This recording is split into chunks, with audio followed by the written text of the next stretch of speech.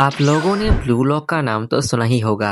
Ego, survival, competition. खैर आप लोग सोच रहे होंगे ये बंदा ब्लू लॉक के बारे में क्यों बात कर रहा है, क्योंकि आज की मांगा ब्लू लॉक से रिलेटेड है। आज हम बात करने वाले हैं जागान के बारे में। एक ऐसी मांगा जहाँ एक नॉर्मल पुलिस ऑफिसर एक मॉन्स्टर में बदल जाता है। और सबसे इम्पोर्टेंट बात, इस मांगा को लिखा है आपके फेवरेट स्पोर्ट्स एनिमे के ऑथर ने। हाँ, मैं बात कर रहा हूँ मिनुयाकी कानेशिरो के बारे में, जिन्होंने ब्लू लॉक बनाया है। आप सब लोगों को पता ही होगा कि ब्लू लॉक में आजकल क्या चल रहा है। ये स्पोर्ट्स मांगा कम एक्शन एनीमे ज्यादा लगता है, क्योंकि भाई ये क्या है भाई, मॉन्स्टर फुटबॉल खेल रहे हैं। खैर वो छोड़ो, हम इसके बारे में नहीं बात कर रहे हैं। हम आज बात करेंगे जागान के बारे में। तो चलो बिना टाइम वेस्ट न करते हुए शुरू करते हैं। हमारा एमसी है शिंतारो जागासाकी। ये एक पुलिस वाला है जिसे लोग सस्ता हवलदार भी समझते हैं, और वो आपकी और मेरी तरह डिप्रेस्ड है। उसका पार्टनर ऑफिसर उसकी रिस्पेक्ट नहीं करता, यहाँ तक कि आवारा लड़के भी उसे कुछ नहीं समझते, एंड उसका रिलेशनशिप भी अनस्टेबल है। और सबसे इम्पोर्टेंट बात, उसका एक पर्सनल डिजायर है। ऐसा वैसा नहीं है, वो सब लोगों को शूट करना चाहता है, पर बंदा करे भी कैसे। उसके सिटी में उतना बड़ा क्राइम नहीं होता, लोग बस दारू पी के रास्ते में पड़े रहते हैं। तो भाई एक दिन हमारा एमसी ड्यूटी कर रहा होता है। एक बंदा नशे में ट्रेन स्टेशन पर पड़ा हुआ था। जागासाकी उसके पास जाता है, थोड़ा बातें करता है। वो बंदा जागासाकी की बातें सुनकर मोटिवेट हो जाता है और ऑफिस जाने के लिए ट्रेन में चढ़ जाता है। और यहाँ से ही असली स्टोरी शुरू होती है। उस ट्रेन में एक बंदा था, वो अपने एम्प्लॉय को डांट रहा था क्योंकि वो अच्छे से काम नहीं करता।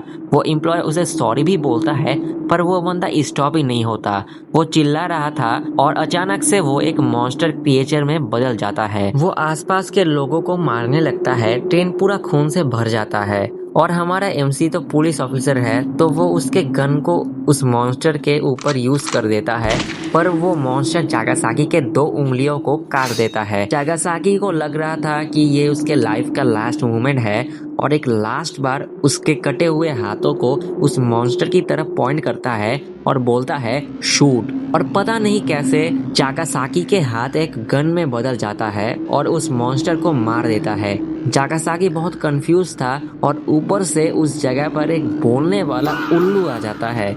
वो उल्लू जागासाकी को बोलता है, पहली बार किसी को मार के कैसा लगा तुम्हें? तुम एक फ्रैक्चर ह्यूमन बन गए हो। ओके, तो ये फ्रैक्चर ह्यूमन क्या होता है? मैं आपको सिंपल वर्ड्स में समझाता हूँ। जब किसी इंसान की डीपेस्ट डिजायर या ऑब्सेशन अनकंट्रोलेबल लेवल तक पहुंच जाता है, तो वो मेंटली और फिजिकली फ्रैक्चर हो सकता है, और फिर बंदा नॉर्मल ह्यूमन नहीं रहता, मॉन्स्टर बन जाता है। इमेजिन करो अगर किसी बंदे का ऑब्सेशन बिरयानी हो, तो वो बंदा बिरयानी मॉन्स्टर में बदल जाएगा। तो आप सोच रहे हो कि ये मॉन्स्टर कहाँ से आए, मतलब क्रिएट कैसे हुए? तो इस स्टोरी में mysterious frog like creature appear होते हैं। ये पैरासाइट ह्यूमन के अंदर एंटर करते हैं, और फिर ह्यूमन उसके बिगेस्ट डिजायर में बदल जाता है। इसीलिए मॉन्स्टर रैंडम नहीं है, वो ह्यूमन डिजायर के ट्विस्टेड ऑब्सेशन है।